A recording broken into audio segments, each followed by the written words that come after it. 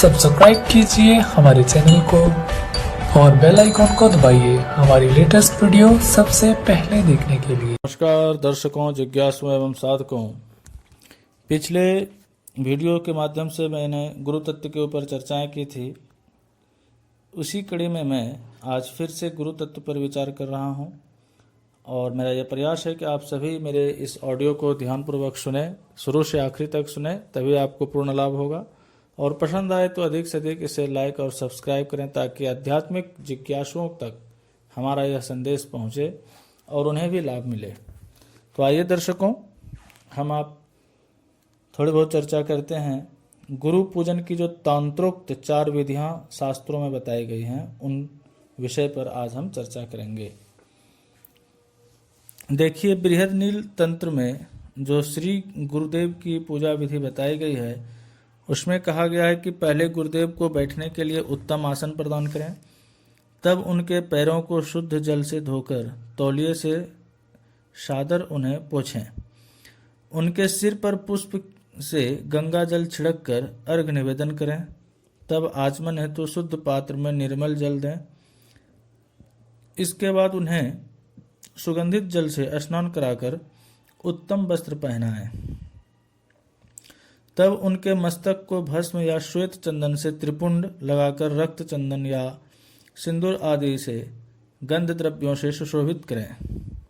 फिर पुष्प माला से उन्हें अलंकृत कर सुगंधित अगरबत्ती या धूप पदार्थ द्वारा उन्हें सुवासित करें। इसके बाद कर्पूर युक्त घृत दीप द्वारा भक्ति पूर्वक मधुर घंटी ध्वनि के साथ उनकी आरती उतारें। तदनंतर स्वादिष्ट चवर्य यानी कि चबाने योग्य, फिर चोष्य यानी कि चूसने योग्य, फिर लेह्य यानी कि रसीले आदि विविध रस वाले मनोहर खाद्य पदार्थ और विभिन्न प्रकार के मौसमी फलों से युक्त नैवेद्य उनके भोजनार्थ निवेदन करें। भोजन की समाप्ति पर शुद्ध जल से उन्हें पुनः आचमन कराएं और सुगंधित पुष्पों को लेकर उनकी पुष्पांजलि उन्हें निवेदन करें। इसके बाद मनोरम शैया से युक्त पलंग या खाट पर उन्हें विश्राम कराएं और यत्न पूर्वक उनकी चरण सेवा करें।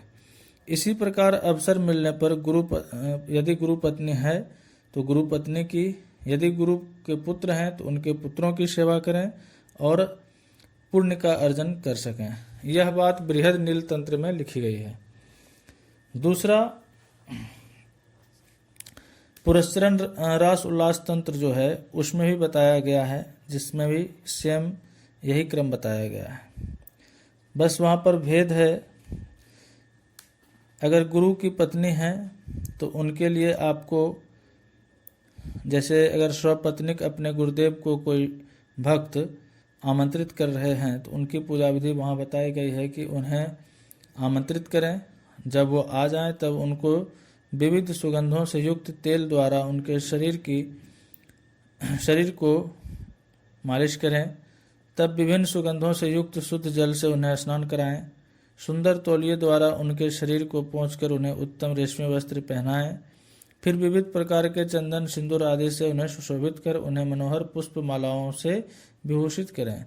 तदनंतर धूप दीप से स्वभक्ति उनका पूजन कर उन्हें खाद्य पेय आदि नैवेद्य से तृप्त कर सुगंधित तांबुल देकर उन्हें संतुष्ट करें। इस प्रकार प्रकृति यानी कि शक्ति के साथ श्री गुरुदेव का पूजन करना चाहिए। गुरुदेव के अंगों में चंदन का लेप कर उन्हें उनके कंठ में पुष्पमाला पहनाए तथा रत्न जड़ित हरादि शंख या कंगन, केयूर, नुपुर आदि विविध आभूषण जो भी उपलब्ध हों वो उन्हें अलंकृत करें, सुशोभित करें। साक्षात जगदीश्वरी उनकी पत्नी को रेशमी वस्त्र आदि स्वर्ण रत्न आदि आभूषणों से संतुष्ट करें। उनके बाईं ओर भक्ति पूर्वक खड़े होकर उन्हें उनके अनुरूप दक्षिणा प्रदान करें। उनके पूजन का मंत्र जो है इस प्रकार होगा। काम बीज पहले लगाना यानी कि क्लिंग सम उद्धृत्य तस्या च आख्यान उधर उद्धरेत पुनः क्लिंग सम उद्धृत्य मंत्र में तद उदीरितम, यानी कि क्लिंग अमोकी देव्यायै क्लिंग नमः। क्लिंग अमोकी देव्यांबायै क्लिंग नमः। मंत्र एक बार फिर से बोल देता हूँ। क्लिंग अमोकी देवी अम्बायै क्लिंग नमः। ऐसे मंत्र से उनका पूजनादि करना चाहिए। स्वपत्नी गुरुदेव की पूजा से जो साधक उक्त विधि से करता है अथवा जो सहस्त्रार में सहस्त्र दल कमल के कोष के ऊपर श्री गुरु चरणों का ध्यान कर वहाँ स्वपत्निक गुरुदेव की पूजा उनकी अनुमति लेकर करता है तो मात्र केवल एक बार ऐसी पूजा करने से के फलस्वरूप उसे तुरंत अभिष्ट सिद्धि प्राप्त हो जाती है। इसके बाद 10,000 या लाखों जप करने से भी वैसी सिद्धि नहीं मिल सकती, यह बात निश्चित है। इस प्रकार प्रतिदिन पूजन करता हुआ यदि दिन में दक्षिणाचार के साथ 1 लाख और रात्रि में वीराचार के साथ 1 लाख जप करे और गुरुदेव को दक्षिणा से संतुष्ट करे तो उसे चंद्र सूर्य के ग्रहण अनुष्ठानों के करने की कोई आवश्यकता नहीं रह जाती, उसे वांछित सिद्धि सहज ही मिल जाती है। फिर कंकाल मालनी तंत्र में गुरु पूजन का जो बताया गया है तरीका वो भी मैं आप लोगों को बताता हूँ। निर्गुण परब्रह्म का महामंत्र है जो अक्षर वाला गुरु शब्द है, यह बड़ा गोपनीय है। इसका ध्यान वहाँ पर इस प्रकार बताया गया है कि सहस्त्रार कमल के ऊपर उज्जवल अंतरात्मा विराजमान है, फिर उसके ऊपर नाद और बिंदु के मध्य में प्रकाशमान सन पर चांदी के समान चमकीली आभा वाले अपने गुरुदेव का ध्यान करना चाहिए। चमकीली आभा वाले यानी कि तेज युक्त गुरुदेव का ध्यान करना चाहिए जो वीरासन में बैठे हुए हैं और आभूषणों से सुसज्जित हैं। श्वेत पुष्पमाला और श्वेत वस्त्र धारण किए वे अपने कर कमलों से वर एवं अभय दे रहे हैं। उनकी बाएं जंघा पर दयापूर्ण दृष्टि से देखती हुई उनकी शक्ति विराजमान है जो अपने दाएं हाथ से गुरुदेव के सुंदर शरीर का आलिंगन किए हुए हैं। भगवती शक्ति लाल वस्त्र भूषण से धारण किए हुए हैं और अपने बाएं हाथ में रक्त कमल लिए हुए हैं। ज्ञानानंद से युक्त रहते हुए गुरुदेव का स्मरण उनके नाम सहित उक्त प्रकार करना चाहिए। इस प्रकार ध्यान कर बुद्धिमान साधक को मानस उपचारों से उनका पूजन करना चाहिए।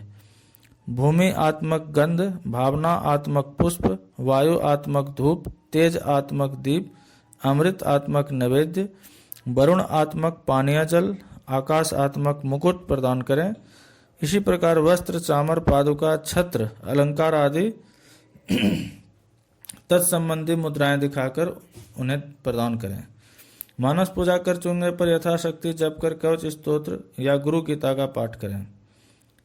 एक चौथा प्रकार जो तंत्रों में बताया गया है वो रुद्र यामल तंत्र में गुरु पूजन का उपदेश दिया गया है, जिसमें बताया गया है कि अरुणोदय के समय से लेकर रात्रि के 8 दंड तक का जो काल है वह पशु भाव अर्थात दक्षिणाचार के अनुसार व्यतीत करना चाहिए। प्रातः काल की नित्य क्रिया करने के बाद पुनः शैया पर बैठकर सिर में स्थिर सहस्त्रार कमल में गुरु का ध्यान करें, जो इस प्रकार बताया गया है कि महान गुरुदेव तरुण आदित्य के समान तेजस्वी हैं, उनकी महिमा अपार है, वे चंद्रशेखर हैं, अत्यंत उज्जवल और कांतिमान हैं, 2 नेत्र और 2 भुजाएं हैं, श्वेत वस्त्र धारण किए हुए हैं, उनका शरीर धर्म अर्थ काम मोक्ष स्वरूप है, दोनों हाथों के से वर और अभय दे रहे हैं, प्रफुल्लित कमल पुष्प पर वे विराजमान हैं, वे सर्वज्ञ जगदीश्वर हैं, वनमाला और रत्न आभूषणों से सुशोभित हैं। उक्त प्रकार ध्यान कर अंतर्याग की विधि से कमल पुष्पों से गुरुदेव की पूजा कर अपने दीर्घ आयु एवं आरोग्य की वृद्धि के लिए एकांत भक्ति के साथ उनके श्री चरणों में प्रणाम करें। इस मानस पूजा के समय महागुरु मंत्र का जप करते रहना चाहिए। वह महामंत्र बताया गया जो रुद्र यामल तंत्र में वह इस प्रकार बताया गया है कि मंत्र के शुरू में और लास्ट में ओम, बीच में ऐंग, उसके बाद गुरु का नाम, फिर आनंद नाथ गुरुवे शब्द कहकर नमः का उच्चारण करें। यानी कि पूरा मंत्र क्या हो गया? ओम ऐंग आनंद नाथ गुरुवे नमः ओम। इस महामंत्र का जप करने से साधक सभी सिद्धियों का स्वामी होता है।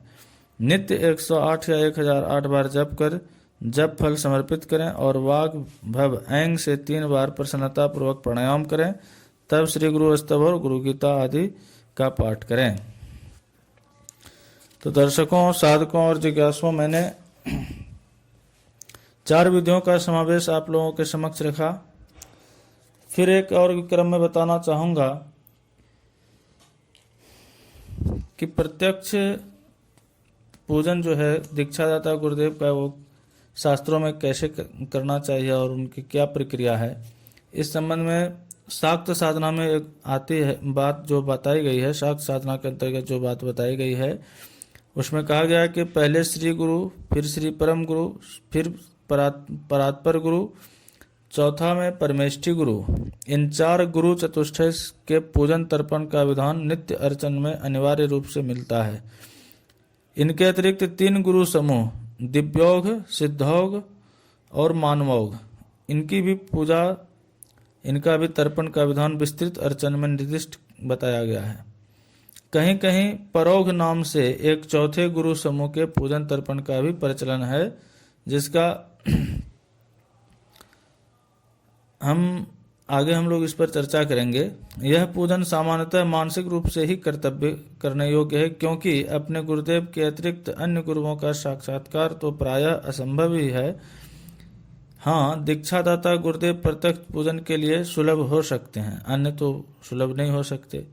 तो प्रत्यक्ष पूजन किस प्रकार किया जाए, इसके संबंध में परातंत्र में श्री भैरव ने देवी से निम्न बातें कही कि हे महेशानी, विविध प्रकार की पुष्प मालाओं से, उत्तम आभूषणों और दक्षिणा द्वारा गुरुदेव का पूजन कर बलि रूप में भक्ष्य, भोज्य, लेह्य, चोष्य, पेय और खाद्य पदार्थ प्रदान कर उन्हें तृप्त करें।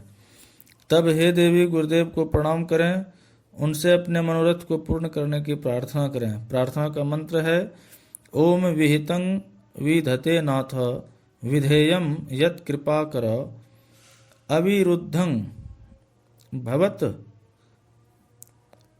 वत्र तत्र त्वदीय प्रसादतः। इस प्रकार हे देवी, पुण्य दिवस में जो गुरुदेव का पूजन करता है वह साक्षात भैरव स्वरूप होता है और भोग तथा मोक्ष दोनों का अधिकारी होता है। हे सुंदरी, प्रतिदिन गुरुदेव की पूजा करनी चाहिए जिससे वे प्रसन्न हो।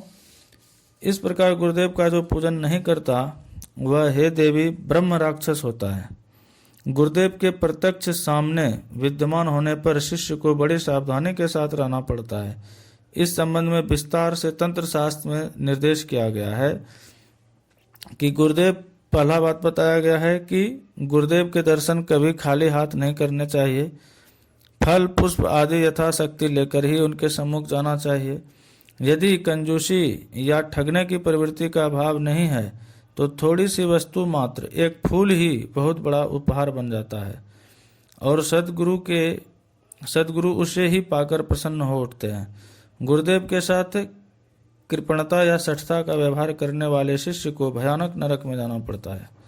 दूसरा, गुरु के वचन को मिथ्या सिद्ध कर जो अपने वचन को सत्य सिद्ध करता है और गुरु को पराजित करने की इच्छा जो अपने मन में रखता है, वह शिष्य घोर नरक में समुद्र में गिरता है। तीसरा, जप काल के सिवा अन्य किसी भी समय गुरुदेव के नाम का उच्चारण नहीं करना चाहिए। चौथा, गुरुदेव के जूठे भोजन को प्रसाद रूप में बड़ी श्रद्धा और भक्ति के साथ खाना चाहिए। पांचवा, गुरुदेव जिस दिन या जिस समय सम्मुख हों उस दिन या उस समय को श्रेष्ठ पुण्यकाल समझना चाहिए। छठा, गुरुदेव गुरुपात्र या गुरुपत्नी की उपेक्षा करने वाला शिष्य पतित अवस्था को प्राप्त करता है। सातवां, पूजा करते समय गुरुदेव गुरुपात्र या गुरुपत्नी आ जाएं तो उस पूजा को छोड़कर उठ जाएं और उनका पूजन सत्कार करने में तत्पर हो जाएं। आठवां, गुरुदेव या उन जैसे पूज्य के साथ चलते समय यह ध्यान रखना चाहिए कि उनकी छाया का अपने द्वारा उल्लंघन न हो, अन्यथा पाप होता है।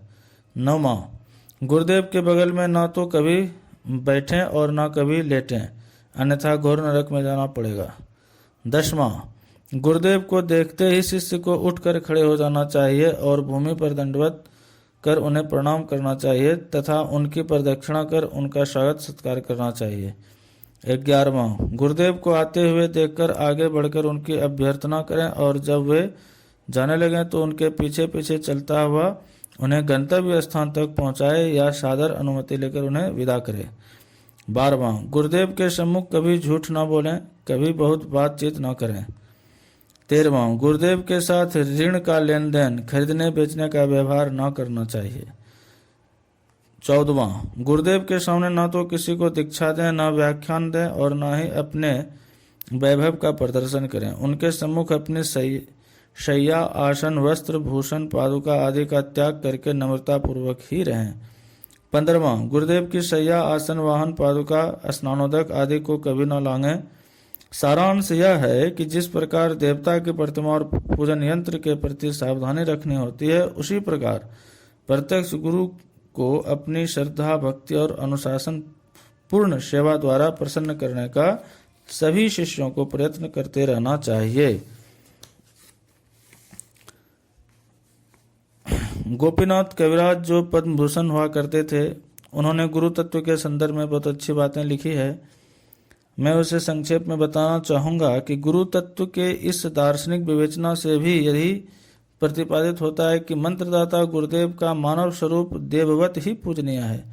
पूजन द्वारा ही उनके माध्यम से परब्रह्म सच्चिदानंद स्वरूप का साक्षात्कार संभव है। किंतु यह पूजन किस प्रकार जाए, इस प्रश्न का उत्तर हमने परातंत्र के वचनों के द्वारा आप लोगों को प्रस्तुत किया। विस्तृत समाधान हम आगे के वीडियोस में या ऑडियोस में बताएंगे। तो पूजन विधि के अंतर्गत पहले काली कुल के साधकों के लिए परातंत्र की पूजा बताई गई है, फिर श्री कुल के साधकों के लिए पूजा विधि बताई गई है, जो कांची कामकोठी पीठाधीश्वर द्वारा संस्तुत श्री विद्या सर्पया पद्धति के आधार पर लिखी गई थी। इसके अतिरिक्त कुछ अन्य तंत्रों में बताई गई विधियां भी उद्धृत की गई हैं, जो मैं सुविधा अनुसार आप लोगों को समय समय पर बताता रहूँगा। उसे संक्षेप में एक द्रष्टव्य के रूप में आप सबों के समक्ष रखना चाहूँगा कि काली कुल के जो साधक हैं उनकी पूजा विधि क्या होनी चाहिए। तो पूजा स्थान पर सिंदूर से बिंदु, फिर त्रिकोण, फिर अष्टकोण, फिर वृत्त, फिर अष्टदल, फिर 3 वृत्त, फिर भूपुर आत्मक यंत्र लिखें। भूपुर के चारों द्वारों में गंध अक्षत पुष्पों से गणेश, धर्मराज, वरुणदेव और कुबेर का पूजन करें। फिर 8 दल में अतिसांग, रुरु, चंड, क्रोधेश, उन्मत्त, कपाली, भीषण और संहार भैरवों का पूजन करें।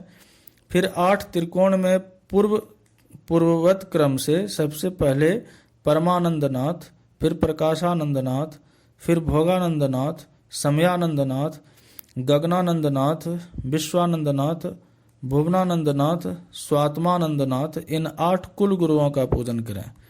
और मध्य में त्रिकोण के मध्य में 3 कोनों में प्रथम मदनानंदनाथ, दूसरे में लीलानंदनाथ और तीसरे में महेश्वरानंदनाथ की पूजा करें। तदनंतर केंद्रस्थ बिंदु में गुरुदेव का पूजन करें। इसके बाद उसी बिंदु के ऊपर आसन बिछाकर श्री गुरुदेव को सादर लाकर बैठाएं।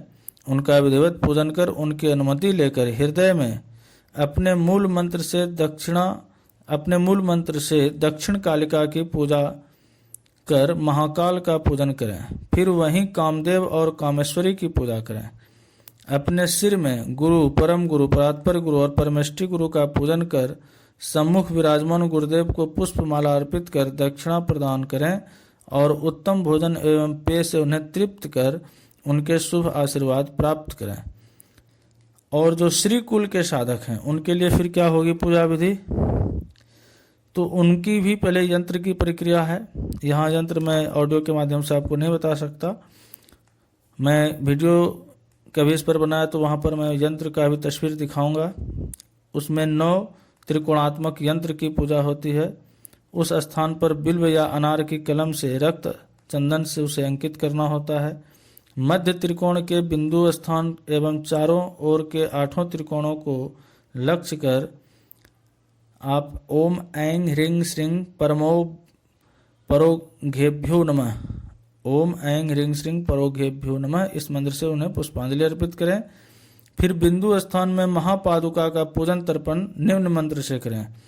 ओम ऐं ह्रीं श्रीं ऐं क्लीं सौः ऐं ग्लौं हस् फ्रैं ह स क्ष म ल व र युं हम सौः स ह अक्ष म ल व र यिं सहौं श्री विद्यानंद नाथात्मक चर्यानंदनाथ श्री महापादुकाम पूजामि तर्पयामि नमः।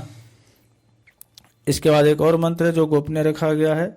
इस मंत्र से आप पूजा करने के बाद मध्य त्रिकोण में बाएं कोण से प्रारंभ कर पूर्वस्थ रेखा में निम्न मंत्रों से पूजन तर्पण करें। प्रत्येक मंत्र के आदि में ओम ऐं ह्रीं श्रीं और अंत में श्री पादुकाम पूजामि तर्पयामि नमः जोड़ लें। जैसे ओम ऐं ह्रीं श्रीं उड्डीशानंदनाथ श्री पादुकाम पूजयामि तर्पयामि नमः, इस तरह से। अब इसी प्रकार दाएं कोण से प्रारंभ कर दक्षिण की ओर रेखा में पूर्वत निम्न मंत्र से पूजन तर्पण करें। फिर षष्ठी सानंदनाथ, ज्ञानानंदनाथ, सत्यानंदनाथ, पूर्णानंदनाथ। तब अपने सम्मुख कोण में प्रारंभ कर बाएं रेखा में पूर्वत निम्न मंत्र से पूजन करना है, जिसमें मित्रेशानंदनाथ, स्वभावानंदनाथ, प्रतिभानंदनाथ और सुभगानंदनाथ की पूजा होगी। इसके बाद मध्य त्रिकोण की पूर्वस्थ रेखा के ऊपर 3 रेखाओं में क्रमशः दिव्योग, सिद्धयोग, मानवोग गुरुओं का पूजन तर्पण करें। पहले ओघ त्रय के प्रति उन्हें पुष्पांजलि अर्पित करेंगे। ओम ऐं ह्रीं श्रीं दिव्योग सिद्धयोग मानवोगेभ्यो नमः। फिर नीचे से प्रथम रेखा में पूर्वत मंत्रों से दिव्योग गुरुओं का पूजन तर्पण करें, जिसमें पर प्रकाशानंदनाथ, पर शिवानंदनाथ, परा सत्याम्बानंदनाथ, कौलेश्वरानंदनाथ, शुक्ल देव्यम्बोनाथ, फिर कुलेश्वरानंदनाथ और कामेश्वराम्बा दिव्योगानंदनाथ। इस तरह से द्वितीय रेखा में पूर्वत निम्न मंत्र से पुनः सिद्धयोग गुरुओं का पूजन तर्पण करें, जिसमें भोगानंदनाथ, क्लीनानंदनाथ, शम्यानंदनाथ और सहजानंदनाथ की पूजन होगी। सबसे ऊपर स्थित तृतीय रेखा में फिर इसी प्रकार से आप गगनानंदनाथ, विश्वानंदनाथ, विमलानंदनाथ, मदनानंदनाथ, भुवनानंदनाथ, प्रियानंदनाथ और श्री शंकर भगवता इत्यादि नाथ की पूजा उसमें करनी होगी आपको। इसके बाद प्रथम रेखा में अपने परमेष्ठी गुरु का, द्वितीय रेखा में अपने परम गुरु का और तृतीय रेखा में अपने गुरु का उनके नाम मंत्रों से पूजन तर्पण करें। इस प्रकार से आज हमने प्रत्यक्ष दीक्षा तथा गुरुदेव के पूजन का विधान सभी कुलों में जाना, काली कुल के साधक के लिए, श्री कुल के साधक के लिए। मगर यह प्रक्रिया थोड़ी जटिल है। इसे समझने के लिए आपको प्रत्यक्ष यानी कि प्रैक्टिकल अनुभव करना होगा, तभी आप इस चीज़ को गंभीरता से समझ सकेंगे। इसके बाद हम चर्चा करेंगे और भी कई विषयों पर। बहुत सारे विषय हैं। मान लीजिए अगर गुरुदेव का ध्यान योग करना हो तो जो ध्यान योग के साधक हैं उनके लिए चक्र का वर्णन क्या होगा, किस किस जगह पर वो चक्र को ले जाएंगे, प्राणवायु का सिंचन कैसे होगा, सांस की गति क्या रहेगी इत्यादि। ये अत्यंत गंभीर और गूढ़ चर्चाएं हैं, जिसे हम लोग अगले वीडियोज़ में चर्चा करेंगे। फिर हम लोग कवच के ऊपर जाएंगे और उनके कुछ कवच के स्तोत्र का पाठ भी देखेंगे और उसका सारांश हिंदी के माध्यम से समझेंगे। श्रीमद् गुरुदेव के कवच का कई प्रकार के कवचों का उल्लेख होगा, जिसे हम लोग फलश्रुति के साथ यानी कि उसे पढ़ने का और उसके स्वविधि पूजन का क्या विधान है, उस कवच के पाठ से क्या फल मिलता है इत्यादि पर हम लोग चर्चा करके समस्त प्रकार से गुरुदेव के पूजन अर्चन का सविस्तृत विधान जानेंगे। पर आज समयाभाव के कारण हम विस्तृत चर्चा नहीं कर पाएंगे। अगले वीडियोज़ में या ऑडियोज़ में हम इस पर चर्चा करेंगे। तब तक के लिए सभी जिज्ञासु साधकों को, भक्तों को आचार्य विवेक चौधरी द्वारा सादर अभिनंदन, वंदन और पुनः अगले वीडियोज़ के लिए आप लोगों का सानिध्य प्राप्त हो। तब तक के लिए सभी को धन्यवाद।